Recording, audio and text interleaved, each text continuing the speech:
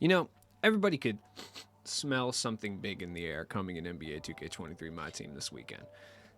You know, it was just kind of a feeling. Something radiated out of the game that they needed to drive pack sales up quite a bit. And then earlier this week, they took 20% off of VC for the first time in like 2 years. So we all knew something big, something that is going to encourage a lot of spending was coming to My Team this weekend. Well, we got it because it's Thursday. It's a tradition. Let's talk about the teases. First things first, they switched how they tease cards on Twitter. If you're not familiar with how they've been doing it for a while, typically they would take like 4 hours and they would just tease like either sets or like individual cards, and it was tedious and annoying.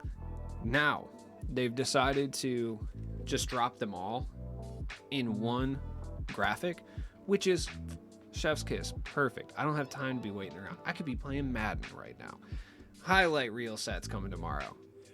Does this invoke emotions? Maybe thinking about Showtime from 2K20, because I believe that is exactly the point, which would have benefited them a lot to have Kareem instead of Anthony Davis, but whatever. That's not here nor there. The set is interesting. It's going to be very similar to Radiant and the 16-bit set. Non-deluxe packs with what I would assume are going to be terrible odds, because anytime Kobe Bryant gets in a pack, the odds are horrific. Anytime. When Kobe Bryant is the leader of the pack, the odds go from like horrible to criminal. And that's going to happen this time too, especially because they know Troy Dan's going to come through and spend like 5Gs, so you know the odds are going to be trash. Cam Reddish, Lou Williams, CJ Miles. What, dude? CJ Miles is great. Like, why would you even put this dude in the set? What highlight has CJ Miles ever been a part of besides playing defense on somebody who's getting highlights? I don't know. James Wiseman, cool. Dion Waiters, that's my boy. Lance Stevenson, Gary Payton, Dominique. I mean, Dominique makes sense, obviously. Josh Smith, Blake Griffin, Kobe, Anthony Davis. So let's look at these cards individually here. Start with CJ Miles, I guess. 6'6", 6'9" wingspan. I mean, the best way I can describe CJ Miles is he's like grown-up Raymond Felton. Like, he's got that kind of skinny fat thing that Raymond Felton had going on, where like he looked super unathletic, but then he like took his shirt off and you were like, what? Yeah, I mean, Miles has that going on. Don't know how that helps his card at all, but I did want to mention that. I like talking about physiques, man. You know what I mean? As a fitness enthusiast. Can't even say that with a straight face, dog. I haven't exercised in like 5 years. 6'6", 6'9" wingspan. He's got Rudy base, so he's basically going to be like the shittiest possible version of Terry Dissinger that you could think of. That's kind of what we're getting with CJ Miles. Look at those tendencies, man. 5 pass intercept, 5 take charge, 5 on ball steal, 5 contest, 5 block shot, 99 foul. Sick. Great. 0 shot 3 tendency is actually really good though. I mean, Trae Young dribble style though, like Kawhi's behind the back, like his dribble moves aren't horrible. I'm assuming they kind of ratchet up his tendencies a little bit, but we'll see. I mean, he's going to be a pure 3-point shooter guy. Like, he's Kyle Korver-esque. You know, we're basically getting another Kyle Korver, essentially, is what we're looking for. Probably give him some playmaking badges, like some bare minimum defensive badges, but he should be kind of trash. Like, the only thing he's going to be good for is like an all Jazz lineup, because until we get like a high tier Brian Russell, like, it's looking real desolate at the shooting guard for the Jazz. So cool, I guess. Cam Reddish, he'll be really good, by the way. I still run into this Amethyst constantly at Limited. 6'8", 7-foot wingspan. He's huge. He plays the shooting guard. The release is a little bit slow, but really easy to green. I'm assuming they give him like Michael Jordan dribble style. I'm not sure. He will be good. He will be super good. I mean, he may not have limitless range, but I'm assuming they give him like gold. We'll see, though. I mean, this card really was able to do it all when he came out. He's going to be good. He'll probably be like the premier budget shooting guard option for majority of people. Which is, I mean, that's Cam Reddish. That's what he is every single year. Shout out to Cam Reddish, because he's actually been hooping at a relatively solid level recently. I love to see that from him. I do.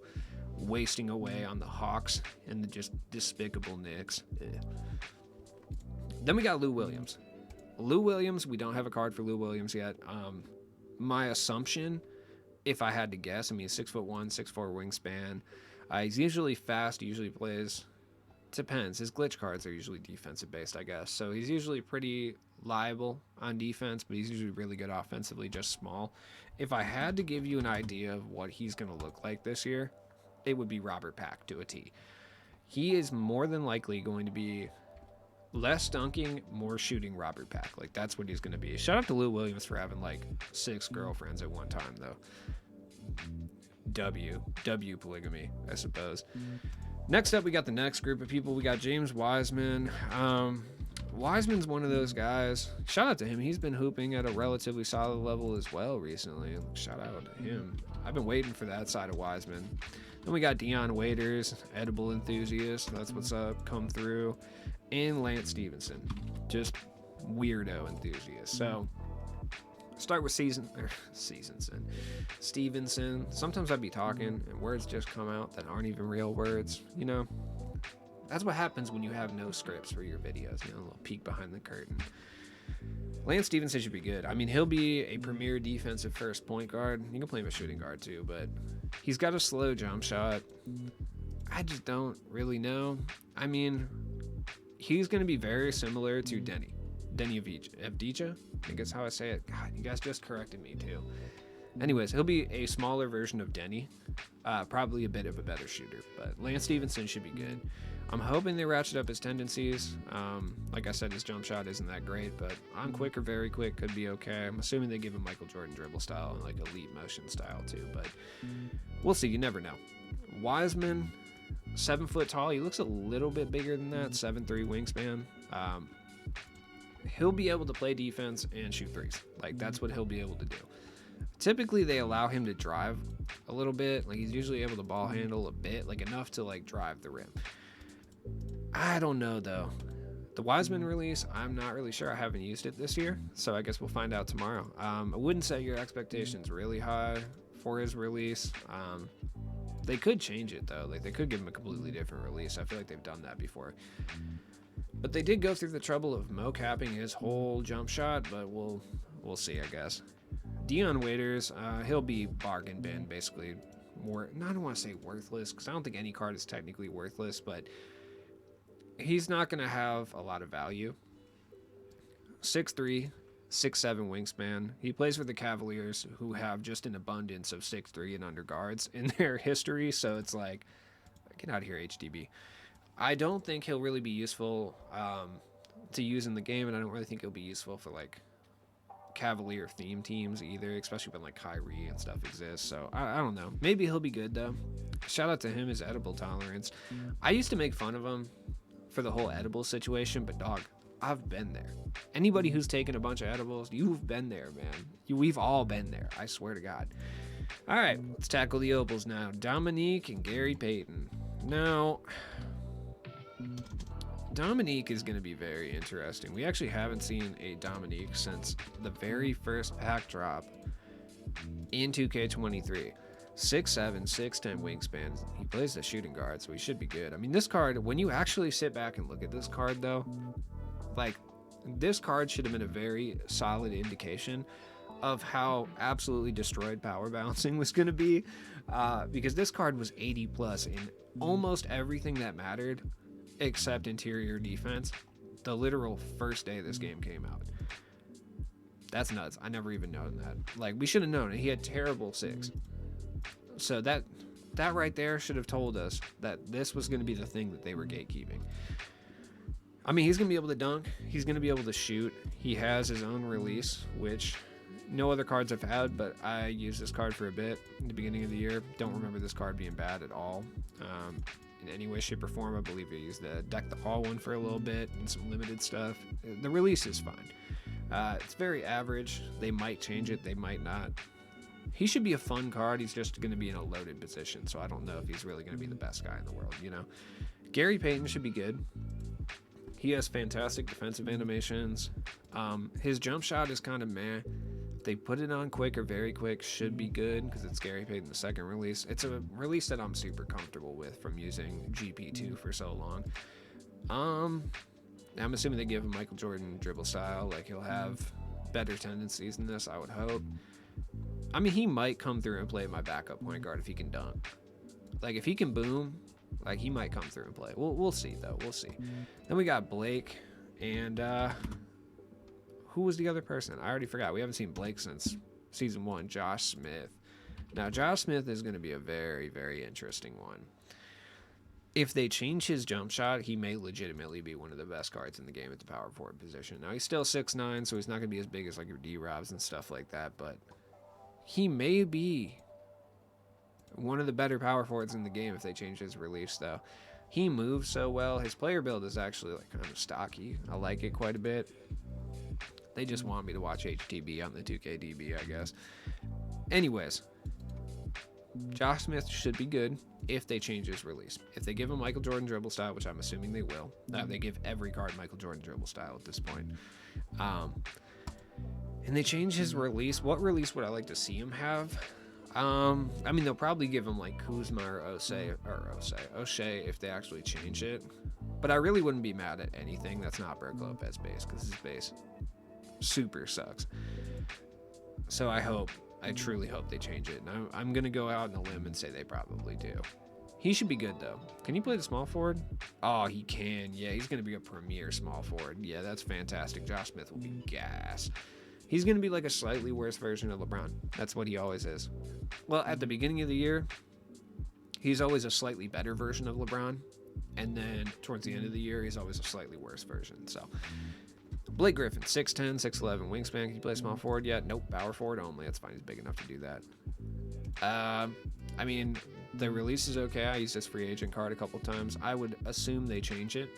But if they give you Blake Griffin release on quick or very quick, he'll be fine. He probably will miss like Limitless. It's probably the only thing he's really going to be missing, honestly. And then we go to Kobe and Anthony Davis. Now, this is where things start to get a bit interesting, right? Anthony Davis has one of he does not look 6'10". Like, this man looks 7'2". People are saying he's not going to crack the best lineups in the game. I'll say it right now. Anthony Davis looks bigger than David Robinson. When you have them right next to each other, he does. He looks so much bigger for no reason whatsoever.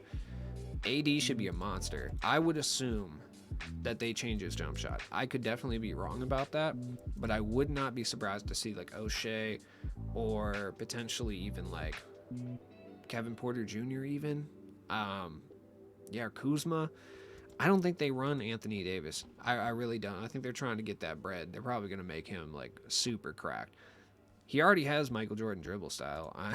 This card's going to be so dumb, man. This card is going to be so annoying. He's going to be your very typical AD that we get around this time. Right? Every AD we get at this time is pretty much the same. Like, they're all just, I wouldn't say game-breaking, but, like, very, very good. So, then we got Kobe. 6'6", 6'11" wingspan. People are saying to sell T-Mac. I don't agree with that sentiment because T-Mac is still 2 inches taller and looks significantly bigger than Kobe.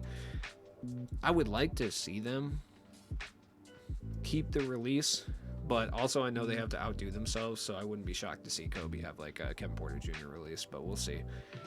He'll have his own dribble style. I doubt it. I doubt it. He'll have Michael Jordan dribble style. That's what he would have wanted anyway. Elite motion style. They'll probably change a bunch of his dribble sigs. His tendencies will be. This card will be cracked. Like, this card will be so cracked. I mean, look at the pink diamond. The pink diamond was already like pretty ridiculous, you know. At the end of the day, like, there's not much to improve upon except giving him a bunch of Hoff badges, tweaking up his tendencies, and then tweaking up his dribble sig. So he will be fire. Now let's go take a look at the market and see if this affects anyone specifically. I feel like there's a couple people that might be affected, but not as many as you. All right, looking at the market, I mean, the logical person to look at almost immediately would be T-Mac. And his price, I mean, I don't think it's going to go down that much. I mean, I've seen people say to sell T-Mac, but I think they're just saying that so they can get a T-Mac for cheaper. Like, naturally, tonight will be the cheapest you'll get T-Mac for a bit, just because people are saving their currency for tomorrow. But I don't think he's going to be down in price from Kobe. Like, he's 6'8". Like, T-Mac is always built different, you know what I mean? So it's like, that's going to keep him head and shoulders above the competition for a little bit, at least in this portion of the year where power scaling is essentially the same. That being said, if you can snap up a T-Mac for relatively cheap, I would recommend you do that. D-Rob, I actually think may take the most noticeable hit tomorrow. The reason I say that is I feel like AD will be a lot better than people are kind of expecting he will be. That's my theory on it. Will he necessarily be better than D-Rob? No. But will it be a lot closer than you're probably expecting? Yes. And with now AD being right there and Kristaps being here, it's possible that we start to see D-Rob's price slip a little bit. It's very possible. Now, is anyone else going to slip in price? I think we'll see like Rudy and Jonathan Isaac slip in price because I feel like if you combine Rudy and Jonathan Isaac, you really just get Josh Smith. So I think he'll cause a little bit of a slippage there for those two, specifically Jonathan Isaac, I think. I don't know if anybody else really has an effect on anyone. Like, I don't think Gary Payton hurts anyone's price. You know what I mean? I can't think of any other power forwards. Like maybe Dino. Like maybe Dino drops in price a little bit due to Anthony Davis existing. So maybe you can get like a badged up Dino tomorrow because people who are running a badged up Dino are probably going to want to run AD since they're very similar in like what they're able to do.